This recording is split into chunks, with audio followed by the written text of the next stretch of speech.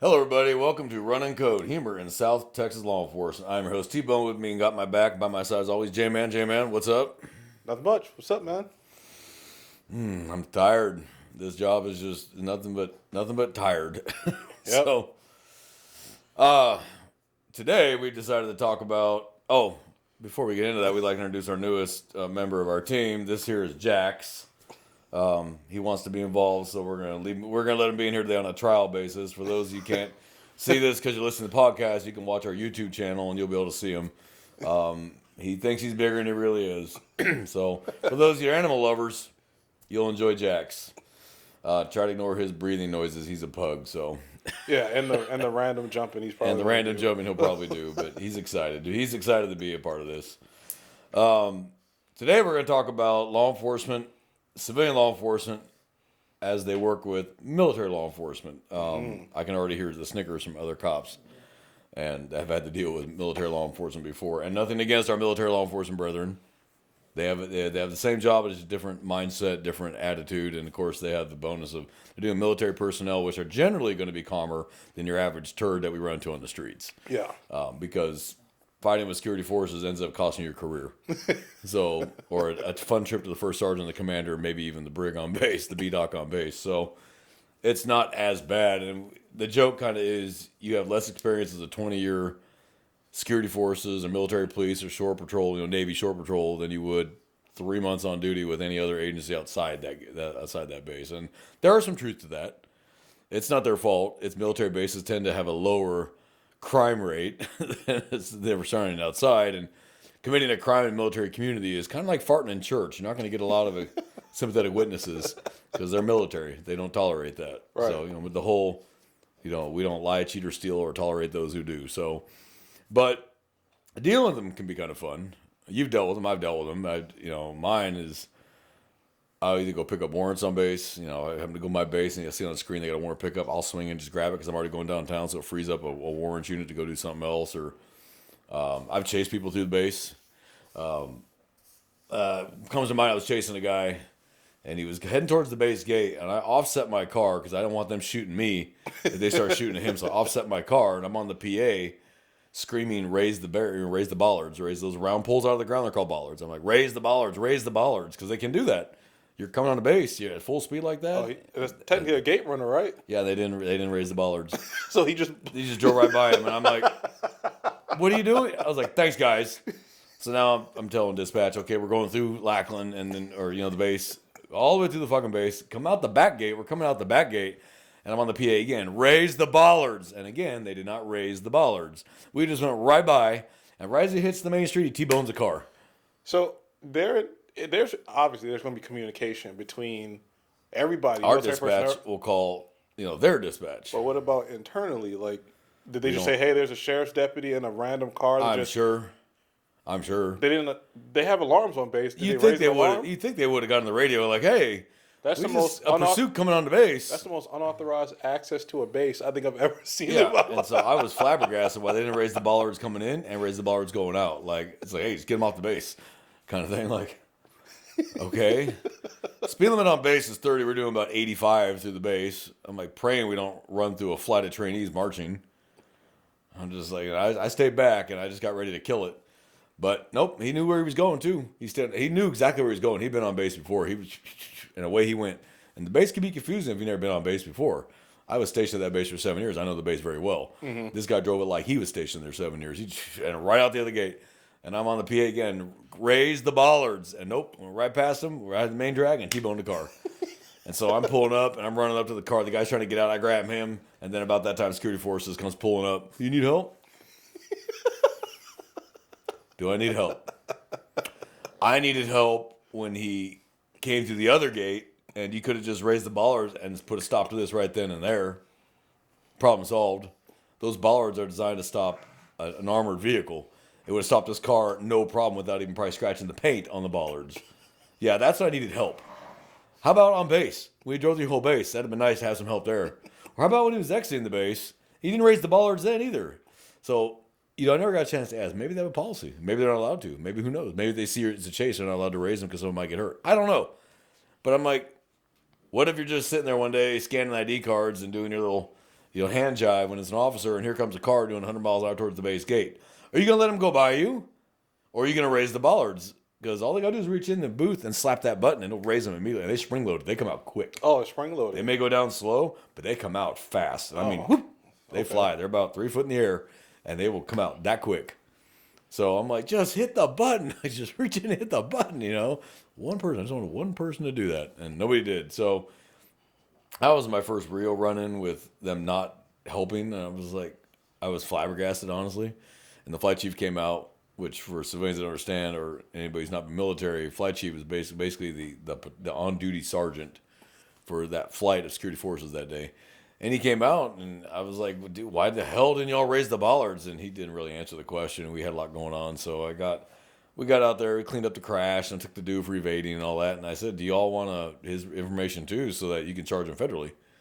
He's like, nah, don't worry about it. And I was Now, what would the federal charges be for what he did? probably unauthorized entry to a military installation, more than likely. And it's federal. The FBI is the one who would take that one. But I think they figured, we'll just do the evade. I'm like, no, he'll get more time federally. I mean, you got gates, you got cameras at both gates. You got him coming on, you got him leaving. Like, slam dunk case. Even if he's military, it's still an unauthorized entry because he did not stop, show his ID card, and have it scanned. He still have to do that. Ever since 9/11, everybody has to come in like that. Before 9/11, when I came in the service, in the 90s, you didn't have to show an ID card. If it was after 5 a.m., I think it was from 10 at night to 5 in the morning, you had to show your ID. But between 5 a.m. and 10 p.m., we didn't have to show an ID card. They saw your sticker on the windshield, just wave you by. If you're an officer, they saluted you. Civilian, they just waved you by. And you didn't have to really sign in guests. You just take them to your dorm or whatever, or take them to E-Club or whatever. After 9/11, that changed. Everybody has to be ID'd. So that is what made it a lot harder to get on base. But so it's unauthorized entry. I don't know why this is not an issue. I don't know why this dude, really? That makes sense. I remember seeing a story on TikTok. This guy was getting kicked out of the Army.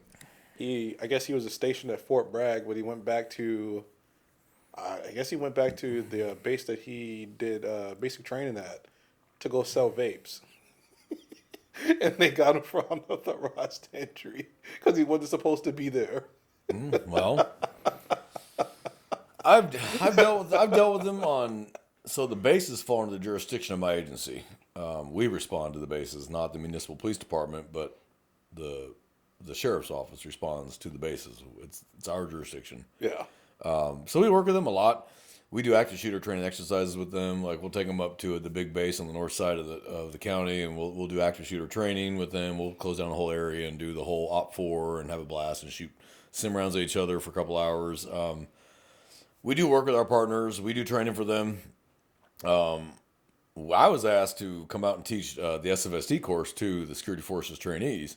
I was all about it because SFST is an SFST, regardless whether you're military or civilian, it doesn't matter. An SFST is an SFST. We were gearing up to do that, and they had like 80 students, and I don't know how we were going to do 80 students. We were going to figure it out, And then I guess they ended up getting an instructor to come TDY for another base to go ahead and take care of that. But I was all stoked to do it. I was like, absolutely, I'll do that. I know they'll be trained right. And then it canceled out. But we do a lot of cross training with them, and then of course there's OSI, which is like the FBI, the Air Force, just like NCIS is FBI, the Navy, and the Marines, and the CID is the Army's FBI version. I've met two NCIS guys, like some active shooter training. Mm-hmm. They were pretty freaking cool people, man. Yeah, they usually are, because those are going to be your NCOs, warrant officers, and some actual commissioned officers that become OSI, CID, or NCIS, and yeah, they're usually a little calmer. They're usually a little chill. It's kind of funny, like for the active shooter stuff, because they use law enforcement scenarios, like generally which they don't deal with, I guess. Mm-hmm. Because I remember they were giving out like a scenario, and one of the NCIS guys was like, "Well, why are we doing an armed response to this? Because the scenario that you gave us, typically we wouldn't. It's just somebody trespassing." And I'm like, oh, okay, I can see. You can kind of see like where the thought process were and where the instructors kind of had to like, well, hey, this is what we're telling you. It is just go with the flow type of thing. Mm-hmm. And it's interesting to see like how, because of what they deal with and what we deal with, it's two different paths, but kind of with the same mission. Well, it's going to depend on what branch you're brought up in too. So if you're like a Marine or an Army soldier that becomes an NCIS or a CID agent, you still have an infantry background or a combat background versus maybe a sailor Yeah. who becomes an NCIS agent or Air Force airman who becomes an OSI agent. They're probably not going to be as martial unless they were like pararescue, TACP, combat control, reconnaissance, stuff like that. So a lot of that's going to be how you're brought up. It's kind of the difference between Navy SEALs and Delta. I don't want to go too far off topic, but Navy SEALs are not trained infantrymen. Delta are. Because to be selected, usually, not 100% of the time, but usually to get into Delta or those Black Ops units, you have an infantry background. You might have come from the 75th Ranger Regiment or you're an infantryman. So, yes, they're both special ops and they're both tier 1 units, but the mindset, Navy is maritime, whereas the Army is ground pounder infantry. So it's a different in cultures. They do the same job. They both go out to the same terrorists and the same tours, but they look at things from a different perspective. So it's the same thing. It's the same job, different perspective. The military, I know the Air Force Security Forces training, I think it's long because you have your regular law enforcement side of the house. They teach you regular arrest, search and seizure, stuff like that, cuffing procedures, DWI procedures, traffic stops, so on and so forth. But then you got to add air-based defense. Right. So they have to go up to another base and learn how to actually do the infantry type crap in case anyone tries to overrun a base.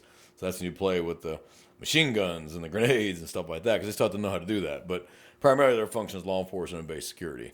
And then inside that realm, you have different units. You have your gate guards. You got your patrolmen. If you're at a nuke base or an asset base that has planes, you're going to have airmen that are specifically assigned to guard, flight lines or nuclear weapons. I'll tell you right now, they don't mess around with nuclear weapons. Those guys play by a whole different set of rules because they'll just shoot your ass immediately.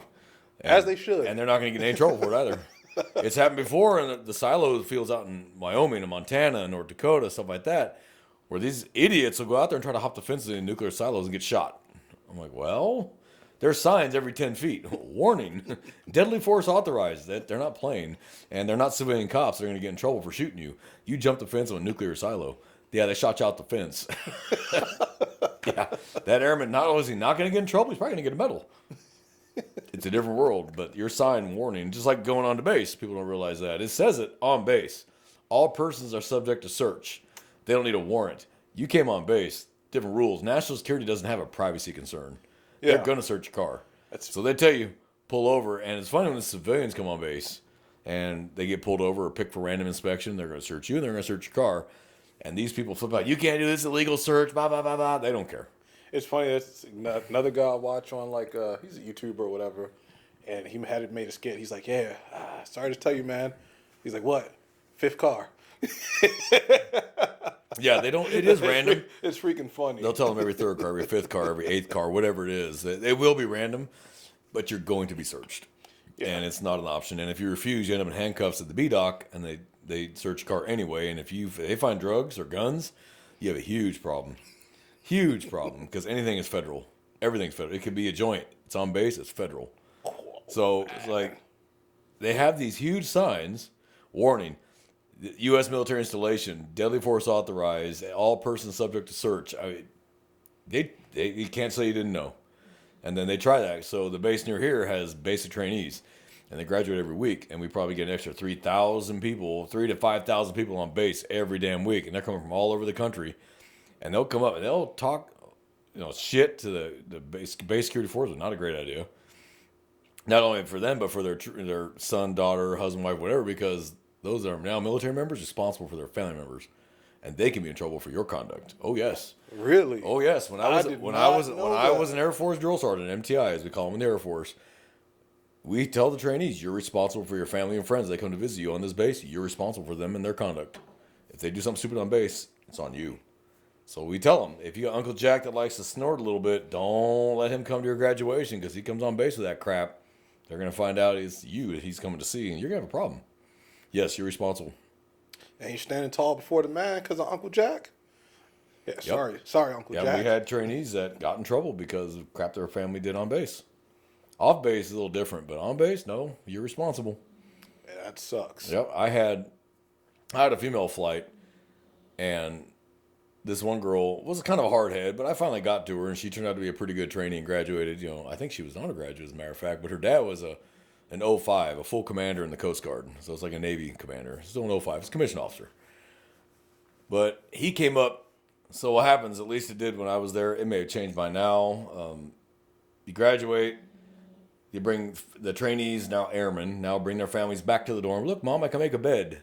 Look, I know how to be clean and neat now. And so families, it's called family hour. Families come, ooh, and then we kick them the fuck out of the squadron because they don't need to be around watching what we do to the rest of the trainees. Like, get the fuck out. Right. Trust me, when you're not graduating a flight, you want them out of that fucking squadron because you still got your trainees that you got to train, and they're not gonna like how you're talking to them. Right. It's like, dude, that's cool. Hi, you saw it. Cool. Get the fuck off.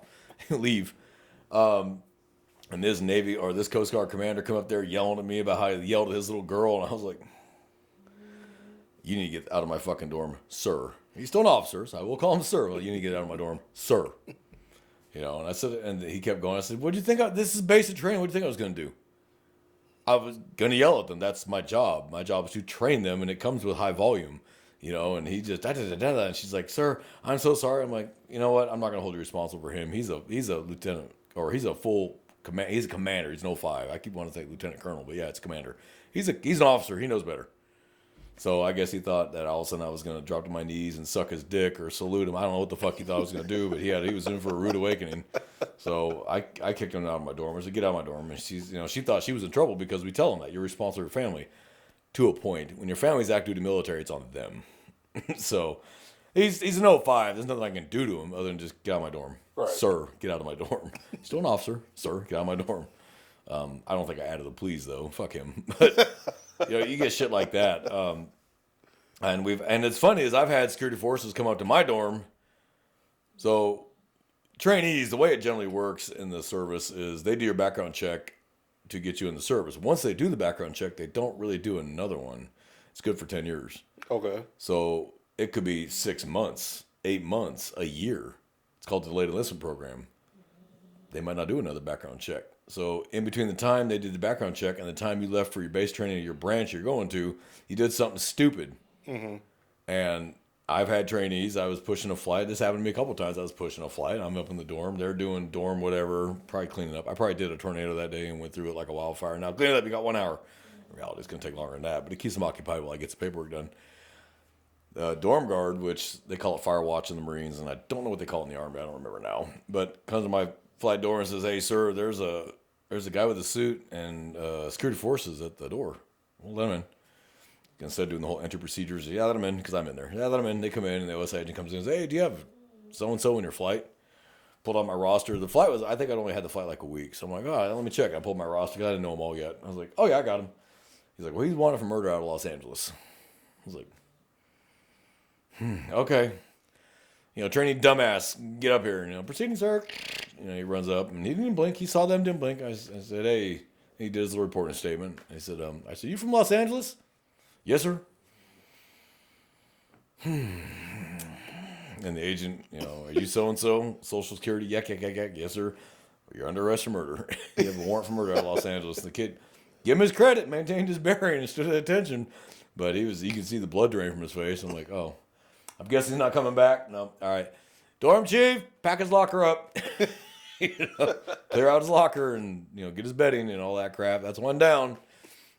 Now, the flight doesn't know why I'm doing this, so I use that to my advantage. Right. But they cuffed him and took his ass out, and never saw him again. I mean, I don't know whatever happened with that. I know they extradited him to L.A., but that's all I know. But I told the flight, I said, you do such a shit job of marching, that's what fucking happens.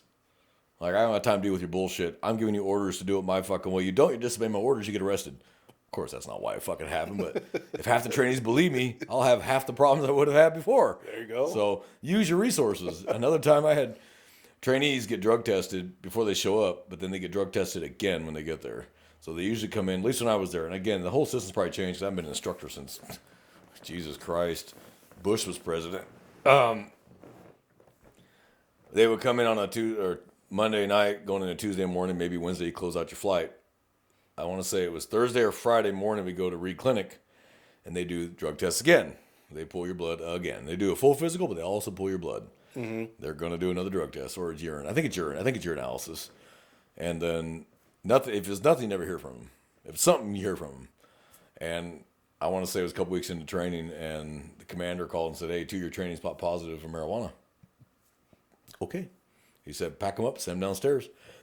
Now, I had just done a dorm inspection, and I had torn that door into shreds. But the trainees were out on the drill pad in my teamie. I went out, grabbed those 2, brought them with me, brought them to the commander's office. He said, you're being kicked out, you're being discharged for marijuana use. And one took it really well, and the other one wanted to argue. And I was like, shut up, shut the fuck up. That's an officer. Shut up. You're still in the service till he discharges, so shut the fuck up. He transferred him over to our hold squadron so they could be booted out. And it takes like 6 months to boot him out. Base training is 8 weeks long, but it takes 6 months to be booted out. I'm like, oh my God, it's time people are getting the fuck off the government tit. What they do is they walk you to the gate, take your ID card, bye. Kick your ass off the base. That sucks. You're just standing there by yep, figure it out. By a freeway. And just good luck. Have a good time. You're no longer in the military. Don't worry about it. Well, so we discharged them. Well, the trainee and cleaned out their lockers. And I kind of regretted tearing the dorm apart because trying to find all their crap and put it in their bags was kind of a pain in the ass. So I tore that dorm apart. If you've ever seen a shakedown in a dormitory setting in the military, shit's everywhere. It's across the dorms. You might find it in the next bay over your service dress jacket. Whatever. I tear it apart. So found it all, stuffed it. But when the trainees came back upstairs, there's 2 empty lockers. They don't know why this has happened. So I brought them all in the day room and said, those 2 did such a horrible job that they're gone. That's how bad a job they did. I'm not fucking around here. You'll do it my way. I never had another fucking problem with that flight. The night they graduated, I told them the truth. The night they graduated. Okay, guys, everybody relax. I had what's called amnesty hour before we start shipping them out. Okay. Amnesty hour. All right, guys, drop the ranks, drop the reported statements. Tell me all the dumb shit you did while you were here. What that does, that's why drill sergeants are so good. Because we got all the intel from each previous flight or platoon or squad or whatever you had, whatever branch you're in, and we apply that to the next one. And that's how we find all the little tricks, because they told us. So like, where's that Twix are? Oh, it's right here, because we know. So I told them what happened. Yeah, they did drugs and got kicked the fuck out. That's why. They didn't know that. Yeah. So you deal with security forces. I had 2 of my trainees go AWOL, make it all the way to the airport, and get brought back by the airport police all the way back to base. I want to say because they once you go AWOL, that goes into the system immediately, right? Once they find out. Yeah, so we flag it. So we immediately flag it. OSI puts a flag out, or security force. It's a security force OSI. One of the I can't remember which, but they put a flag. Train stations, bus stations, the airport immediately. And so they were trying to buy tickets, still in uniform, still in their BDUs, trying to buy tickets, and airport police hooked them. When I was a detention officer, I remember booking. A guy got brought in for a desertion warrant. It wasn't AWOL. It was desertion. So I don't know which one is worse, or if they just desertion's far worse. Yeah. So that dude apparently he just didn't agree with what the military was, and in my mind, because he was talking a little bit, because he was prepared to go to Leavenworth. I'm pretty sure that's where he was going to go. I'm like, why did you even enlist if you didn't agree with the mission of the military, like the philosophy that it was? You thought you were going to be the one guy that changed, the one cog that changes the machine? Good luck with okay. In a very well-established program, you're going to come along and change it. Okay. So I don't know. I thought it was stupid. I'm like, it's one thing to, like, you register for selective service or whatever, you don't go. It's a whole other thing to go, and then you just realize, okay, I'm disillusioned, and then you just do something stupid. I don't think it's disillusionment so much as you realize it's going to be a lot of hard work, and you're going to do things you don't like, and sorry, welcome to the military. It's not all candies and flowers, dude. No, it's the rare few that get those really good assignments like Hawaii or, MacDill, Florida. You get those really plum assignments, but majority, no. Most of our bases are in pretty shit places. Yeah, it is what it is. I can't remember what branch. Maybe it was Navy. I remember seeing the guys come in. They came. The MPs came in. I want to say it was the Navy because they're shore patrol, shore police, Navy. Yeah. Yeah, I want to say their gear, like the uniform was blue. Yeah. It was like that blue camo. That blue digital camouflage. Yeah, that was Navy. Oh, they made some hard dudes right there. Yeah. And they're going to go to the stockade of Lackland. They shackled him up like Guantanamo style. I'm like, damn, nice knowing you, dog. Yep. Yep. Do you remember we were in booking together when that Marine came in for sexual assault? Remember that? I don't. I remember the Coast Guard guy. So I remember the Navy guy. There was a Coast Guard guy. Which is weird because Coast Guard is they don't usually have problems out of those guys. He had a felony assault warrant. Ooh. Okay. Well, that's different. Yeah. And he thought he was going to make bail. Like, He bonded, so he thought he bonded out. And I'm like, No. no. We turned you over to the military, and they decide what to do with you I'm now. like, no, you're getting released, all right, but you're getting released to like whoever your commanding officer is. Yep. But I don't remember the Marine. No, I don't remember Yeah, he that. came in, and he was sexual assault of a child. And it was funny, he kept standing at parade rest for everybody. I said, you might as well stop that shit, because you ain't going to need it. Don't worry about it. And we had him for a couple days, and then the Marines came and picked his ass up after he was held down in a unit because he declined special protection and went into Gen Pop with a Chomo charge. And they held him down, tattooed child molester across his back, and fucked him up royal. And I'm pretty sure they fucked his last, too. So, and we asked for, if he declined special. I'm a Marine. Okay. You might be a Marine, but there's 80 of them. Yeah. So it doesn't matter how bad of a Marine you are. They're going to hold you down and do what they feel like doing to you because you're a child molester. You sexual assault of a child. It's a sex crime. And most prisoners have wives and daughters, and they don't like that. Mm-hmm. So, yeah, we turned him over to the Marines. They came and picked him up, and they weren't real gentle with him. And it's like, it's their show. This is their show. And they signed the paperwork, and they leg iron shackled his neck to his nuts to his asshole, and ankles to ankles, and hands to hands, and walked him out. I was like, oh, well. I remember at Cell 13, like, there'd be a few times where you sitting there, you processing the guy for his bond. Yeah, I can't wait till it's all over. I gotta go back to work in the morning. Oh, yeah, where do you work? I work on base. Probably not going back to work in the morning. You mean like a civilian? And I'm just hoping that they're being quiet so I don't have to make an extra phone call. Oh, I mean, like, you just a civilian employee, like you work at the whatever? No, I'm active duty. Now you got to make another phone call. You got to call the Fort Sam command post. I'm like, hey man, damn! Like, what are you talking for? You almost made it. You almost made it. Because double jeopardy does apply to the military. So let's say you are arrested active duty and you bond yourself out. Military doesn't find out about it, and you face your punishment. As long as it's not a felony, because then they're going to have to. I mean, you can't carry a weapon anymore under the Lautenberg Act, or Lautenberg, can't remember the name of it. But you can't carry a firearm. You can't be in the military. You can't carry a firearm. But if not, say it's a DWI. Right. And you handle your licks off base. They never find out about it. And then you come up, they find out maybe 2 or 3 years later. They can't do anything really to you. They can do NJP for off-duty conduct, but that's about it. They can't court-martial you because you handled it already. It was a judicial trial, and it was done. Mm-hmm. Now we don't have that option here. So this kind of took that away. We made an agreement with the joint base here, and we have to notify the military. Every military arrest, we have to notify the military. Have to. Yep. Call the command post. We arrested so-and-so. Here's the social security number. Here's his name. Here's the unit he's in. And they'll call the first sergeant, and that genie's out of that Pandora's open. That's it. It's a done deal. All of a sudden, you think you're getting walked out. See everybody, blah, blah, blah. Hey, yeah, you're going walked out to those people. We'll be seeing you back soon, yeah. You're going with them. Yep. So security forces will come and pick them up, or someone will come pick them up. Those days are gone to hiding that crap.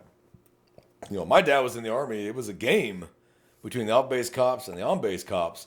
And my dad allegedly used to run from, city police into the base. And the gate guards let him right on by and then stop the cops. It was just a game, but it was the 60s, different time. It was a whole different world. We do work together now, jointly. I mean, we poke fun at him, but we back him up just as fast. Yeah. And there have been active shooters on bases. Here we've had one where we actually had to go on base and we actually beat security forces into their own building. Mm-hmm. And by the time we found the shooter, he was already dead, and so was the commander he had killed. He was a washout from Special Forces, got pissed off that he was being kicked out, didn't like that, shot his commander and then himself. By the time we got in the building, he was already dead, and then security forces came in and almost shot us. So here we are, full uniform, vests that say sheriff right across the front, huge block letters, and they're pointing guns at us. Drop your weapons. Sheriff! Oh. Please stop pointing your guns at me, guys. So that was a little concerning, but in the end, it was their building. We backed out. They took it over, but we still were, there for a long time because now it's still a crime. Yeah. So even though the shooter's dead, not really much to prosecute. There's always going to be a wrongful death lawsuit, so they still have to play it all the way. Right. Yeah. So it's a different world.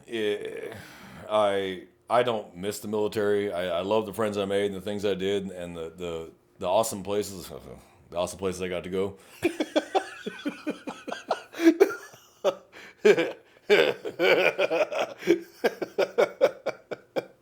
I went to places that probably were garden spots back in biblical times. Yeah. Not so much now. A lot of countries. Yeah, I'm not going to get into that. That's a whole different conversation. Countries I didn't really want to go to. I don't know why we don't pick fights with people who live in the Caribbean or Tahiti or Fiji. Well, because Like, can we pick fights with them so we can deploy to the Caribbean? it's pleasant. It's pleasant. Nobody wants to fight over there. It's rum and drinking and screwing on the beach. Who wants to fight? Yeah. I'm just hoping the day somebody in Jamaica want to start a fight. You know? Tahiti, Fiji, somebody, please. A tropical paradise, for the love of God. Not the Solomon Islands in the Pacific. Pass. So, guys, we hope you enjoyed today's show. I know that we haven't been around as much. We got a lot going on. J-Man's schedule changed. My schedule changed. And so it's been hard for us to link up and do this. We miss doing it. We love entertaining you guys and talking about the topics we find funny. We hope you find them funny. Don't forget that just because you can hear it on whatever podcast platform you use, you can also see us on YouTube at Runnin'. That's RUNNIN apostrophe code on YouTube as well. And you can actually watch the videos of these audios. So if you want to see what we look like or if you want to meet Jax now, yes, good dog. Sit. Okay, calm down. You're more than welcome to. Please pass this on to friends and family if anybody thinks they want to laugh. Even if you don't like law enforcement, I'm sure we'll say something that you want to pick, take a swing at, and you'll drive our ratings up. We are getting comments, guys. I do read your comments. I haven't got a chance to respond to them. Some are stupid, some are funny, some they just want to pick a fight. Whatever. Look, as long I think it was P.T. Barnum said, "I don't care what you say about me, just spell my name right." Yep. So you know what? Spell our name right. Running code. So we hope you enjoyed today's show. Brothers, sisters, please stay safe out there. The world is just getting more dangerous every day, and the lack of respect for the law and people respecting fellow human beings is getting down worse. And unfortunately, we're stuck right in the middle having to deal with it. But it's a job we chose. We took the oath, and we'll do it until the day you either retire, walk away, or however it turns out. So everybody safe. So many listeners, thank you for joining us this week. Jamie, you got anything to add? Oh, that's it. You said it good. All righty. Well, to all of our listeners here at Running Code, we are out of here.